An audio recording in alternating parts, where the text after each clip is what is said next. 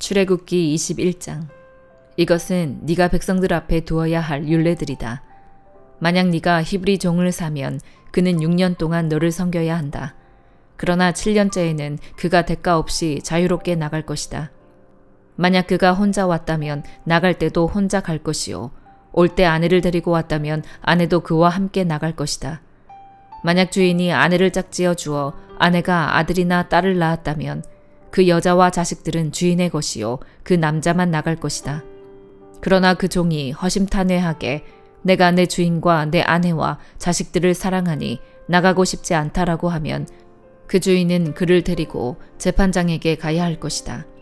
또한 문이나 문 기둥으로 데리고 가서 그 귀를 송곳으로 뚫어라. 그러면 그는 영원히 그 주인을 섬기게 될 것이다. 어떤 사람이 자기 딸을 종으로 팔면 그 종은 남종처럼 자유롭게 나가지 못할 것이다. 주인이 자기가 가지려고 산 그 여종을 기뻐하지 않으면 주인은 여종을 속량해 주어야 한다. 그가 그 여종을 속였기에 이방 민족에 팔아넘길 권리는 없다. 그가 만약 자기 아들에게 주려고 산 것이라면 그는 그 종을 딸처럼 대해야 할 것이다. 만약 그가 다른 아내를 들인다 해도 그는 그 여종에게서 먹을 것, 입을 것, 그리고 아내 될 권리를 제한할 수 없다. 만약 그가 이 세 가지를 여종에게 해줄 수 없다면 여종은 대가 없이 자유롭게 나갈 것이다. 누구든 사람을 쳐 죽이는 사람은 반드시 죽여야 한다. 다만 의도적으로 일부러 죽인 것이 아니고 하나님께서 그의 손에 넘겨주신 일이면 그는 내가 정해놓은 곳으로 도망치게 해야 한다. 그러나 치밀한 계획하에 죽인 것이면 그를 내 제단에서 끌어내어 죽여야 한다. 누구든 자기 부모를 공격하는 사람은 반드시 죽여야 한다. 누구든 남을 유괴해 팔거나 계속 데리고 있거나 하는 사람은 반드시 죽여야 한다. 누구든 자기 부모를 저주하는 사람은 반드시 죽여야 한다. 싸우다가 돌이나 주먹으로 쳤는데 상대방이 죽지 않고 드러눕게 됐다가 다시 일어나 지팡이를 짚고 다니게 되면 진 사람이 책임질 필요는 없지만 다친 사람의 시간에 대해 손해를 보상하고 그를 완전히 낫게 해야 한다. 어떤 사람이 자기 남종이나 여종을 막대기로 때려 죽이면 벌을 받아야 한다. 그러나 그 종이 하루 이틀 뒤에 일어나면 벌받지 않을 것이다. 종은 자기 재산이기 때문이다. 사람들이 싸우다가 아이벤 여자를 다치게 해서 낙태를 했으나 그 여자가 다치지 않았다면 가해자는 그 여자의 남편이 정한 대로 벌을 받아야 한다. 그리고 또한 재판관들이 결정한 값을 지불해야 한다. 그런데 여자가 다치게 되면 목숨에는 목숨으로, 눈에는 눈으로, 이에는 이로, 손에는 손으로, 발에는 발로, 화상에는 화상으로, 상처에는 상처로, 채찍질에는 채찍질로 갚아주어라. 남종이나 여종의 눈을 쳐서 실명하게 되면 그 눈에 대한 보상으로 종을 놓아주어야 한다. 또 남종이나 여종의 이를 부러뜨리면 이에 대한 보상으로 종을 놓아주어야 한다. 소가 남자나 여자를 들이받아 죽이면 그 소를 돌로 쳐 죽이고 그 고기는 먹지 말아야 한다. 하지만 소 주인의 책임은 없다. 그러나 그 소가 들이받는 버릇이 있는데 주인이 경고를 받고서도 우리에 가두지 않아 남자나 여자를 죽인 것이라면 그 소를 돌로 쳐 죽이고 주인도 역시 죽여야 한다. 그러나 그에게 배상금을 요구하면 요구하는 배상금을 지불하고 자기 목숨을 구속할 수 있다. 소가 아들이나 딸을 들이받았을 때도 이 율례는 적용된다. 소가 남종이나 여종을 들이받은 경우에는 소주인이 그 종의 주인에게 은 30세겔을 지불해야 하고 소는 돌로 쳐 죽여야 한다. 구덩이를 열어놓거나 구덩이를 파고 덮어놓지 않아서 소나 나귀가 거기에 빠지면 구덩이 주인은 손에 보상을 해 그 가축의 주인에게 돈을 줄 것이요 죽은 짐승은 구덩이 주인의 것이 된다. 소가 소를 다치게 해 결국 하나가 죽게 되면 그 주인들은 살아있는 소를 팔아 그 돈을 나눠 갖고 죽은 소도 나눠 가진다. 그러나 그 소가 들이받기로 유명한데 주인이 우리에 가둬놓지 않은 것이라면 그는 그 대신에 소로 갚아주어야 하고 죽은 소는 그의 것이 될 것이다. 누가복음 24장. 그 주의 첫날 이른 새벽에 여인들은 준비한 향품을 가지고 무덤으로 갔습니다. 그런데 무덤 입구를 막은 돌덩이가 굴려져 있는 것을 발견했습니다. 그래서 그들이 안으로 들어가 보니 주 예수의 시신이 없었습니다. 그들이 이 일에 대해 어찌해야 할지 몰라 당황하고 있는데 빛나는 옷을 입은 두 사람이 갑자기 그들 곁에 섰습니다. 여인들은 너무 무서워 얼굴을 땅에 대고 엎드렸습니다. 그러자 그 사람들이 말했습니다. 살아계신 분을 왜 죽은 사람들 사이에서 찾고 있느냐? 그분은 여기 계시지 않고 살아나셨다. 예수께서 갈릴리에서 너희와 함께 계실 때 하신 말씀을 기억해보라. 인자가 마땅히 죄인의 손에 넘겨져 십자가에 못 박히고 3일째 되는 날에 다시 살아나야 한다라고 하시지 않았느냐. 여인들은 예수의 말씀을 기억했습니다. 여인들은 무덤에서 돌아와 11 제자들과 다른 모든 사람들에게 이 사실을 모두 알렸습니다. 그들은 막달라 마리아, 요한나, 야고보의 어머니 마리아였습니다. 그들과 함께 있었던 다른 몇몇 여인들도 이 일을 사도들에게 말했습니다. 그러나 사도들은 여인들의 말이 어처구니 없게 들렸으므로 그 말을 믿지 않았습니다. 하지만 베드로는 일어나 무덤으로 달려갔습니다. 몸을 굽혀 안을 들여다보니 고운 삼배 천만 놓여 있었습니다. 그는 이상하게 생각하며 돌아갔습니다.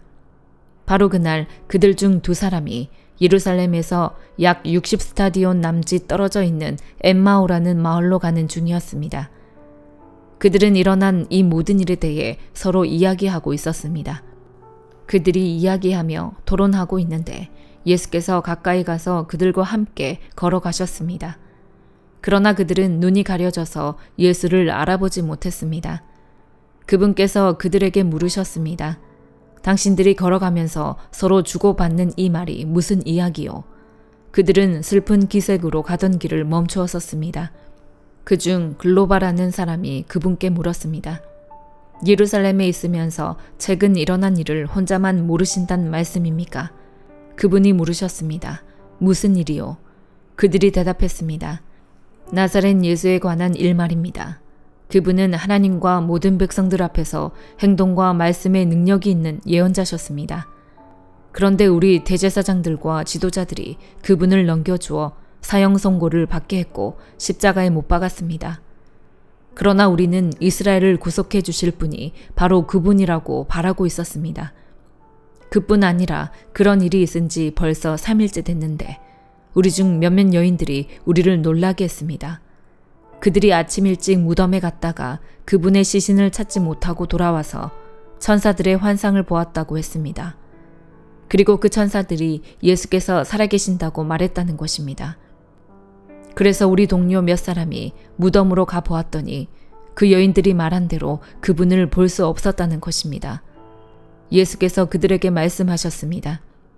어리석고 예언자들이 말한 모든 것을 마음에 더디게 믿는 사람들이여.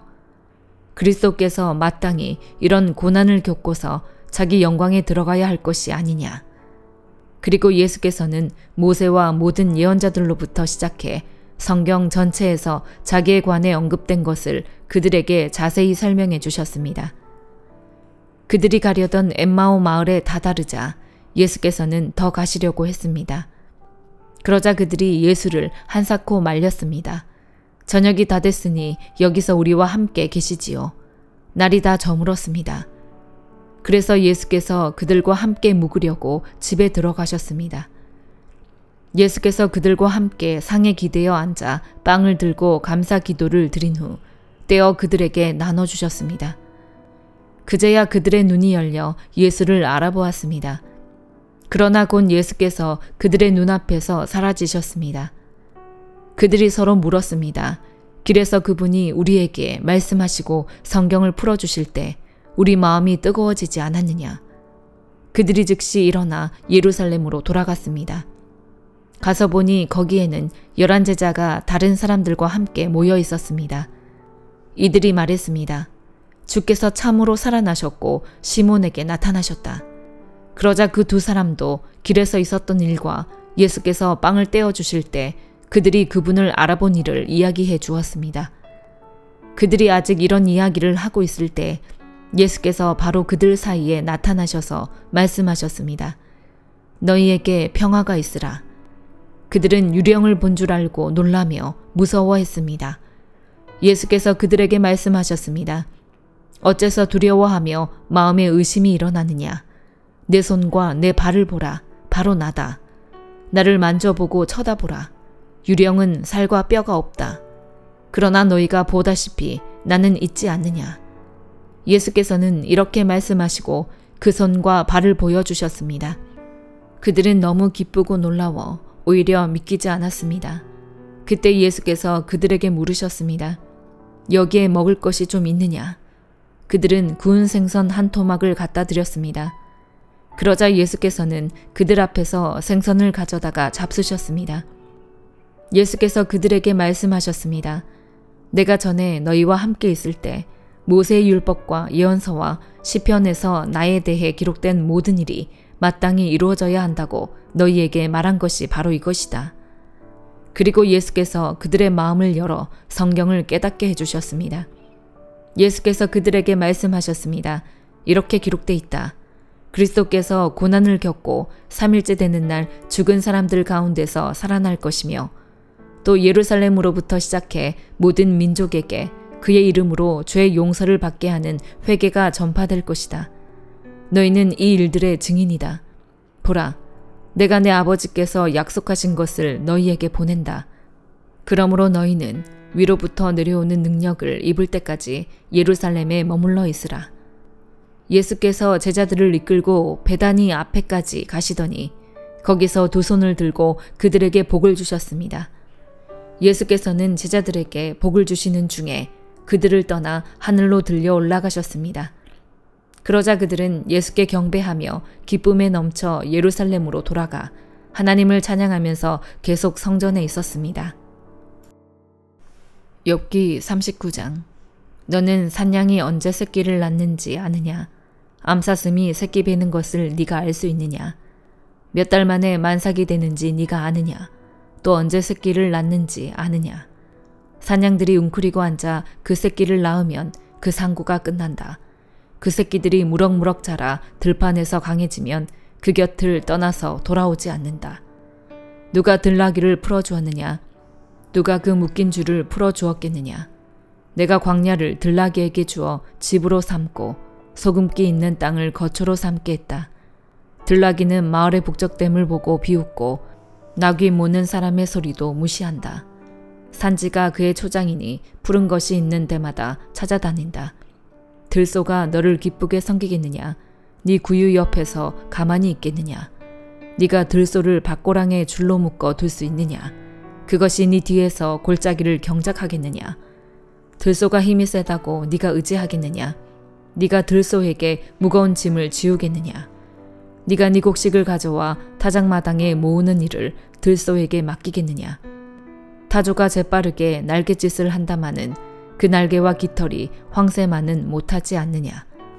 타조는 그 알들을 땅에 낳고 흙 속에서 따뜻하게 되도록 내버려 두고 누가 발로 밟든 들짐승이 깨뜨리든 상관 않고 잊어버린다. 타조는 자기 새끼가 제 것이 아닌 듯 신경 쓰지 않는다. 상고가 헛수고가 되는 것쯤은 두려워하지 않는다.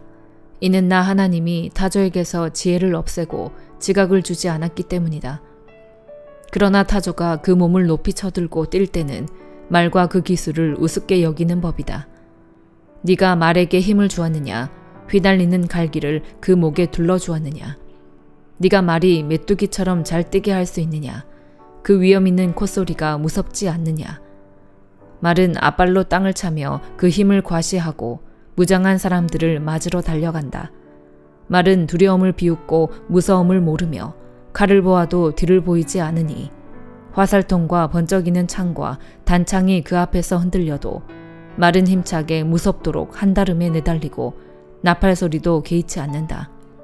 나팔 소리가 울리면 말은 콧소리로 히잉 하고는 멀리서부터 싸움 냄새를 맡고 장군들의 우레같은 소리와 함성을 듣는다. 매가 떠올라서 남쪽으로 그 날개를 뻗고 나는 것이 네 지혜로 인한 것이냐? 독수리가 하늘로 날아오르고 높은 곳에 그 둥지를 만드는 것이 네 명령으로 인한 것이냐? 독수리는 바위에 살고 바위 틈과 든든한 장소에 있으면서 거기에서 먹이를 찾되 그 눈은 멀리서도 먹이를 볼 수 있다. 그 새끼들도 피를 빨아먹으니 주검이 있는 곳에는 독수리가 있다. 고린도후서 9장. 성도를 섬기는 이 일에 대해서는 내가 여러분에게 더 이상 쓸 필요가 없습니다.